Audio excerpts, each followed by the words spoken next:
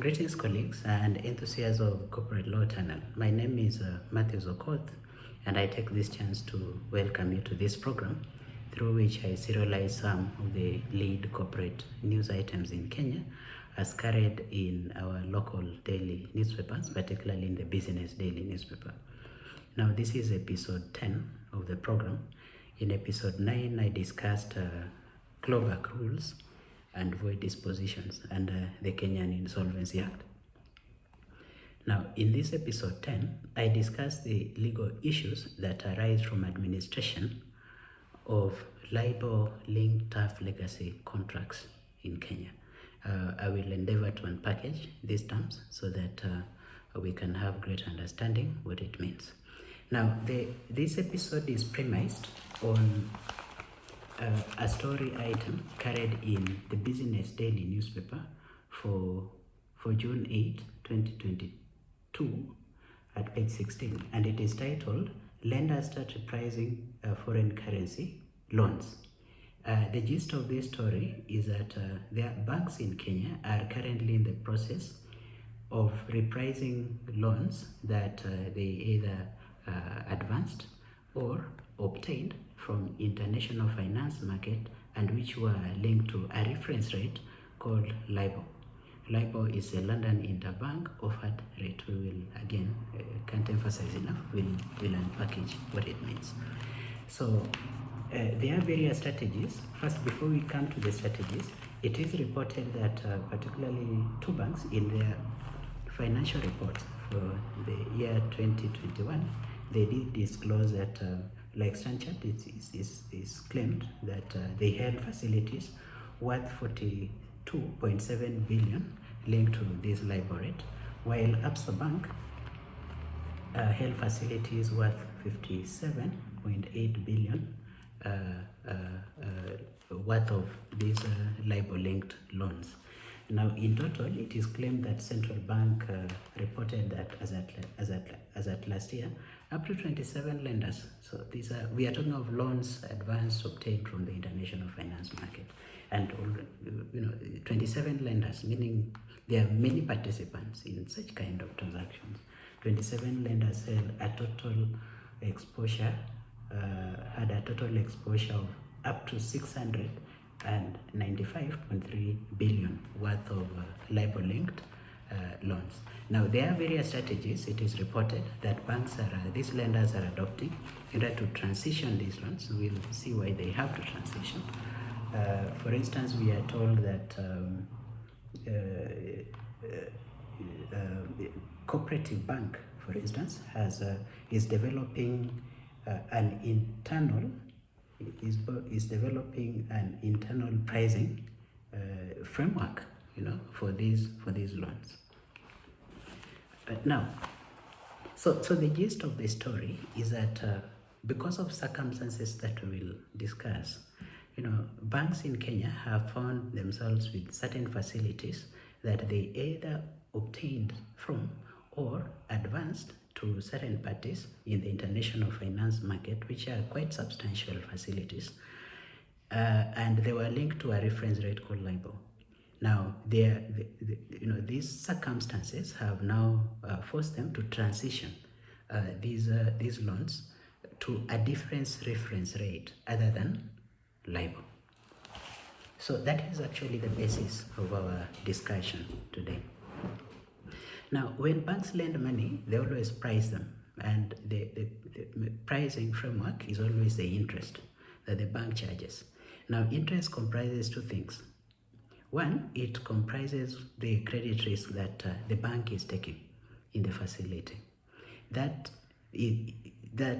credit risk is the risk that this particular borrower will go insolvent, and so the bank stands to lose, right? So because of that, the bank needs to be compensated by, a charge, which is a component of the interest rate. So that component of the interest rate that reflects the credit risk that the bank is taking in the loan is called a margin. And crucially, a margin is constant. It's the profit that the bank stands to make if it extends this facility, right? And of course, eventually recovers in full the both the principal and the interest payment under the facility. It is constant. In future episodes, we will discuss,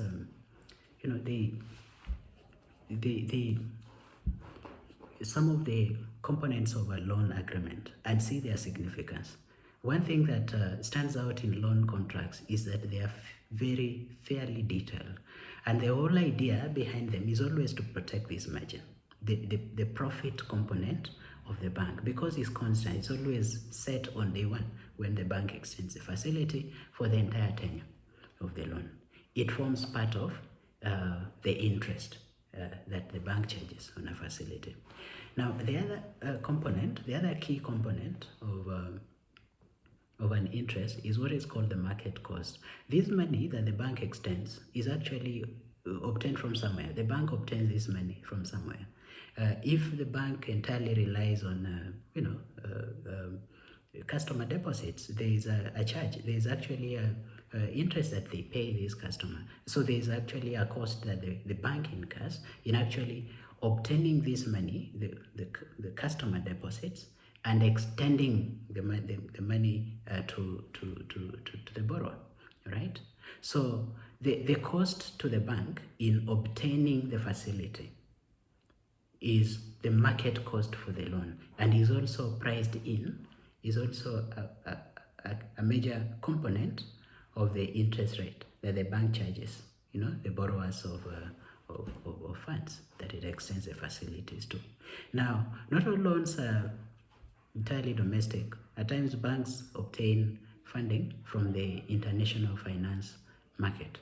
And the rationale for that is that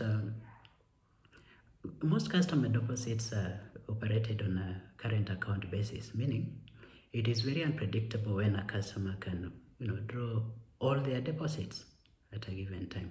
So a bank cannot very effectively rely on customer deposits to finance its lending business, right? So faced with these circumstances, the banks then have to, whenever it seeks to lend out, banks at times may be forced to obtain matched funding. It's called matched funding from the international finance market. And when it does so, there is the market cost, as other than just the profit that it will obtain, the so-called margin. It is actually charged a cost for obtaining this loan at the international finance market. The market cost element of the interest rate. Now, this market cost element is always determined in various ways.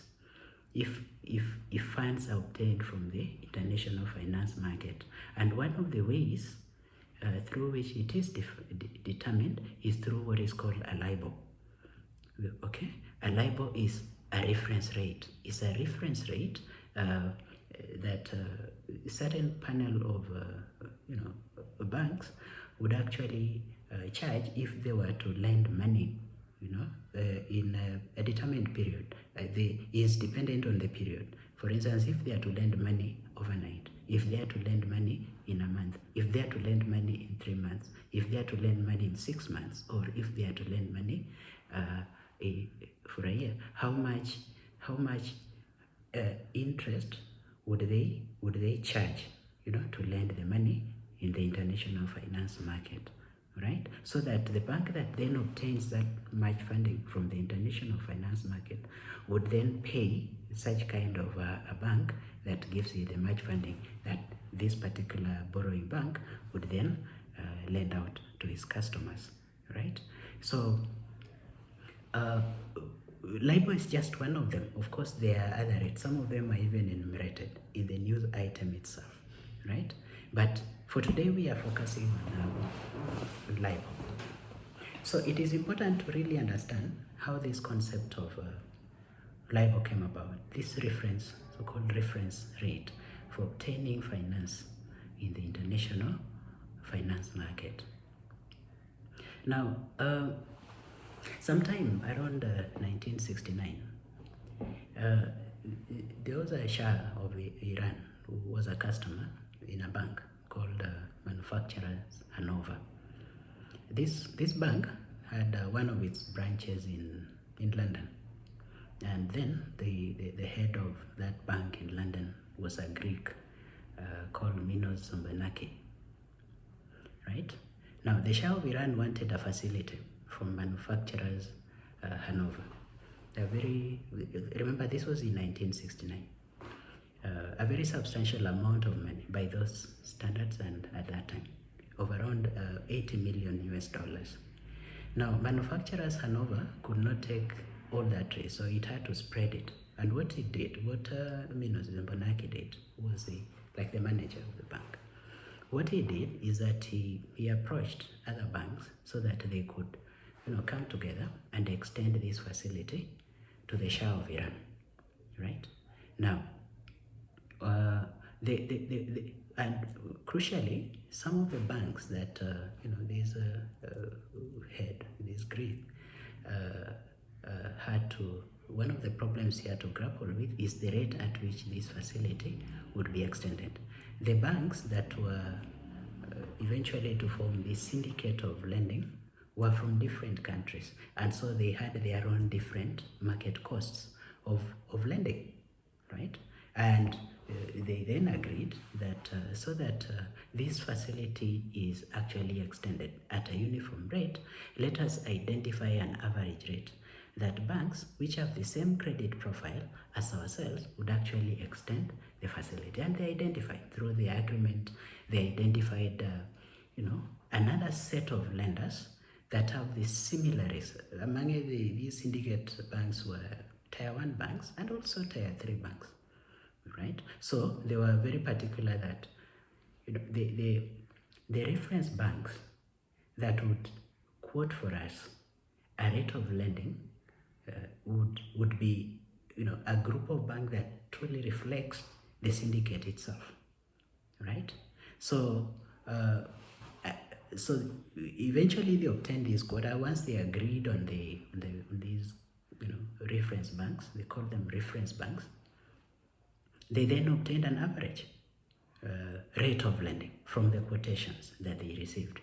And through this act, first, two things emerged by this act of Zombanaki. One was the emergence of what is called loan syndication. It was loan syndication arose in 1969 from this act of this particular banker who headed the London branch of manufacturer Hanover Bank, right? And the other crucial thing that actually arose from this is how to obtain a uniform rate of lending that is not segregated to different market costs in different countries. Because the alternative would be, if there was no uniform rate of lending at that time, which is the average rate from the quotation they receive from reference banks, the alternative would be that each member of the syndicate would then charge the Shah of Iran for lending under the same facility a different rate, right? A different rate that would reflect its market cost in his country, and of course its profit element of the interest, which we said is called the margin, right? Now, so banks then realized that loan syndication is then a big business which they could participate in. And after that transaction of Minos and Zombanaki going through, loan syndication and became a very big business. Sometime in around 1980, there was an association of bankers in London called the British Bankers Association that took over the administration of this reference rate. Remember, under Zombanaki, each syndicate of lending was looked at on a case-to-case basis, so that parties would, on a case-to-case basis, agree on the rate of lending. Okay, they would agree on the reference banks that truly reflected the credit profile of these lenders, and then ask them to give quotations, and then they would get an average rate of lending, right? That average rate of lending became the LIBOR, right? The average rate of lending were to reflect the market cost. If these reference banks were to lend money at the international finance market, what would they charge the borrowing banks that are obtaining the market funding, So the reference rate system was very particular on which are the quoting banks, which are the reference banks. There must be banks that truly reflect who are the syndicate lenders. Now, around, like I said, in around 1980, when now the international lending became a very big business, an association of bankers in London took over the management of this reference rate, right? One thing that they did is that they identified predetermined panel of banks, right, who would give quotations through what is called a screen rate system. They would give quotations of how much interest they would charge if they were to lend money to other financial institutions in the international finance market. So the so-called screen rate system. British Bankers Association brought in what is called a screen rate system. And the key distinguishing feature of this screen rate system from the former reference rate system is that the nature of the banks that actually constituted this panel were no longer necessarily reflective of the syndicate that would eventually lend, right? These were just like constant members of the panel that on a day-to-day basis, in fact he said on a day-to-day basis at around 11 a.m. would give rates for lending in the international finance market, right? So if you looked at the risk profile of these panel of banks, they were not necessarily reflective of the risk profile of the members of the syndicate that would have eventually obtain money from the international finance market, right? Now, another key thing that came with the BBA administration of this reference rate, the so-called LIBOR, is that the agency problem cropped in. In fact, it is said that in the whole world, at a point reached in time where LIBOR-linked loans were in excess of 3.5 trillion US dollars.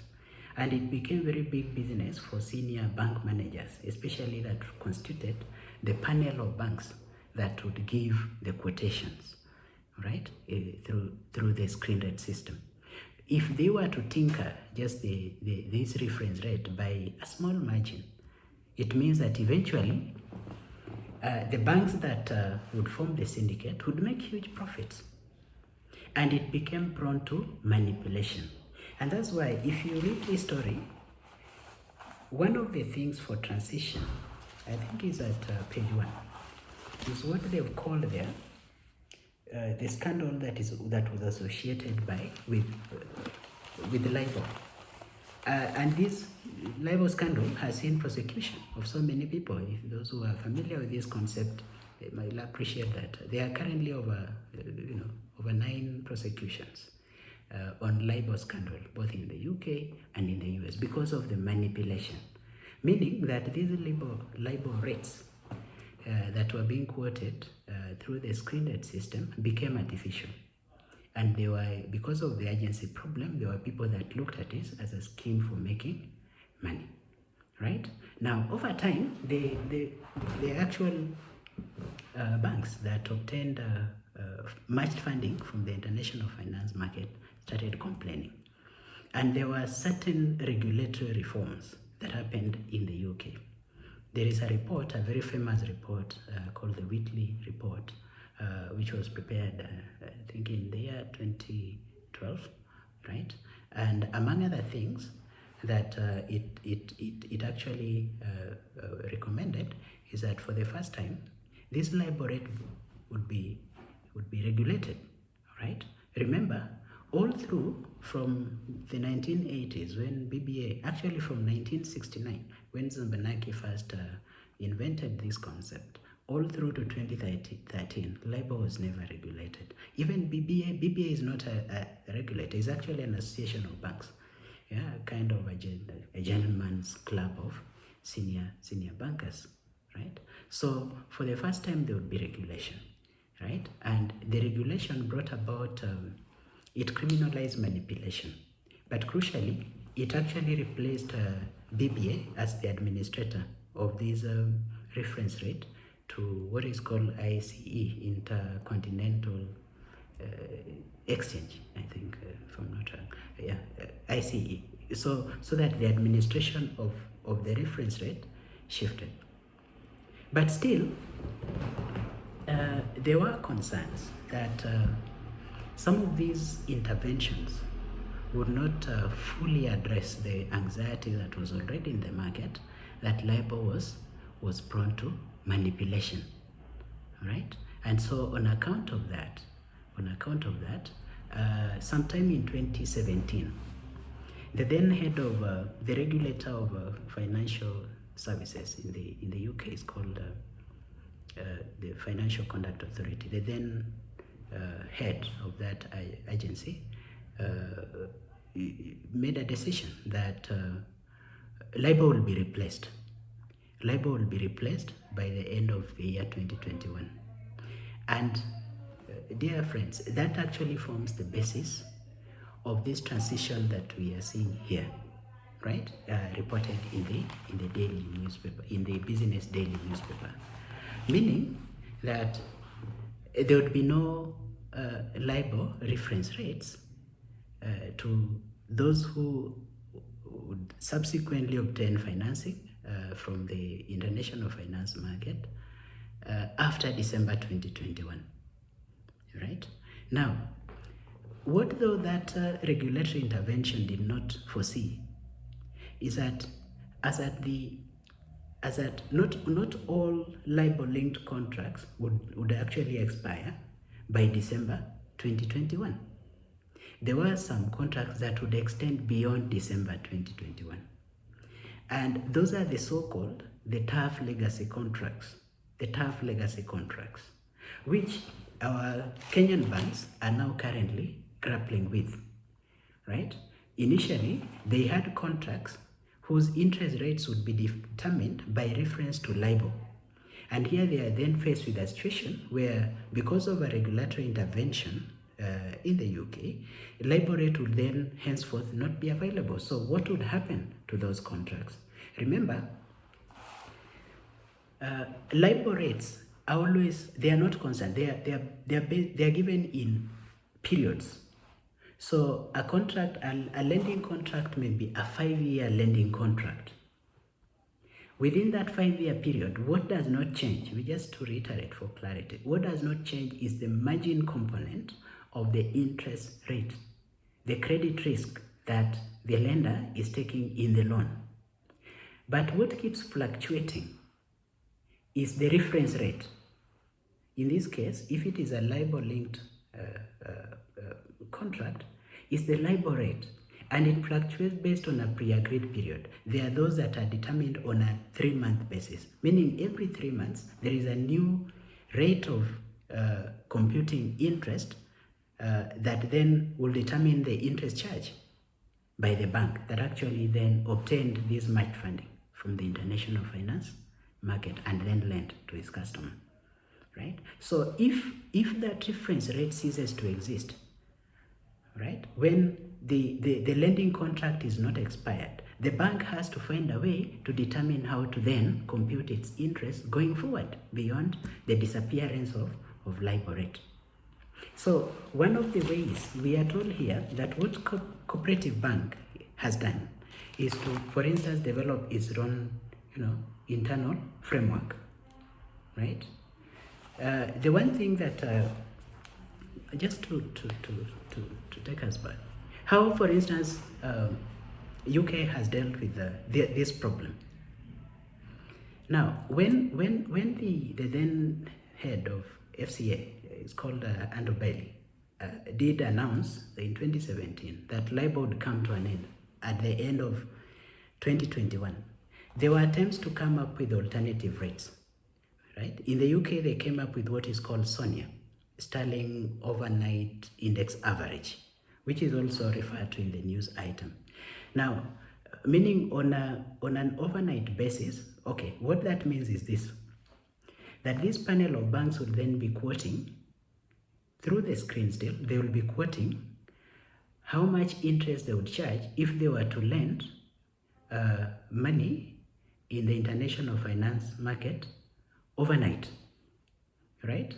And then, of course, so it's like on a daily basis, those who are to rely on this SONIA rate, they are then to, on a daily basis, recompute their interest rate, right? Of course, that posed challenges to those who had LIBOR-linked contracts, because we say not all LIBOR rates were overnight.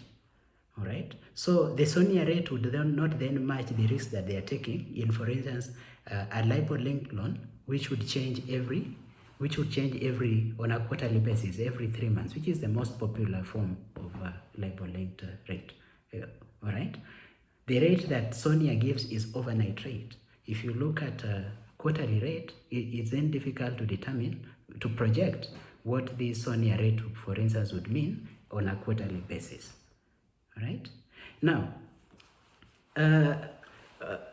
whether that has succeeded in that country, I think is not subject of our reporting, so we don't want to speculate on it.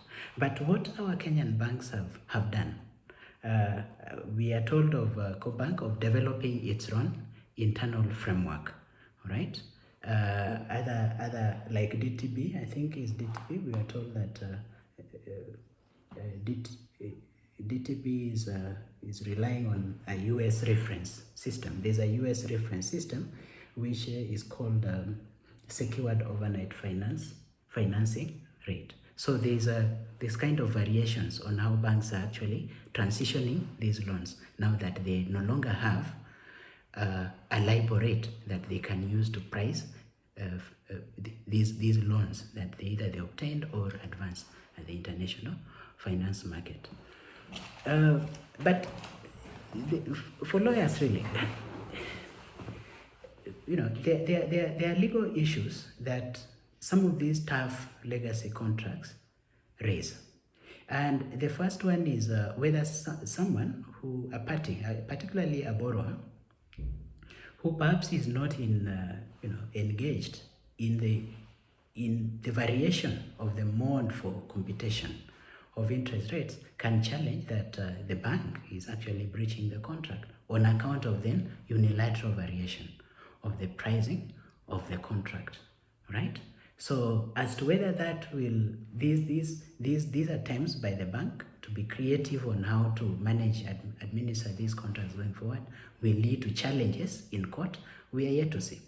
Another thing that can, a borrower can claim that, these contracts are frustrated, all right? Because interest is a material component of any financing. It's the basis for pricing of loans.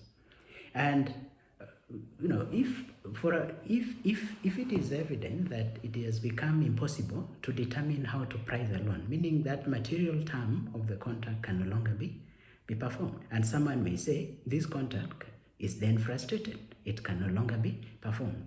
Of course, that will raise with it some public policy issues as to whether where does the bank stand, if at all such a claim of frustration of the contract were to be successfully litigated in a court. Those who, the academics that have written around the relevance of frustration in these tough legacy contracts have argued that, because these contracts never envisage the total disappearance, of LIBOR rate as a reference rate, it can be successfully argued that these contracts have become impossible to perform on account of a circumstance that neither of the parties, neither the borrower nor the lender, was responsible for, right? So as to whether, again, we'll be able to see challenges on this mode of pricing, in our courts, we are yet to see, right? So that actually forms the my discussion today in this episode 10. I've endeavored to demonstrate how banks price their loans, both domestically and in the international finance market, and I've explained what really comprises interest. I've explained what LIBOR is all about and how it came about to be, its rationale, and endeavored to describe what tough legacy contracts are all about and the attempts that banks in Kenya are trying to adopt so that they can manage these contracts, and whether those those contracts are prone to certain legal challenges. Once again, my name is Mathews Okoth, and thank you very much for always listening to me. If you find these recordings helpful, I kindly continue to urge you to subscribe to my channel. Bye bye for now.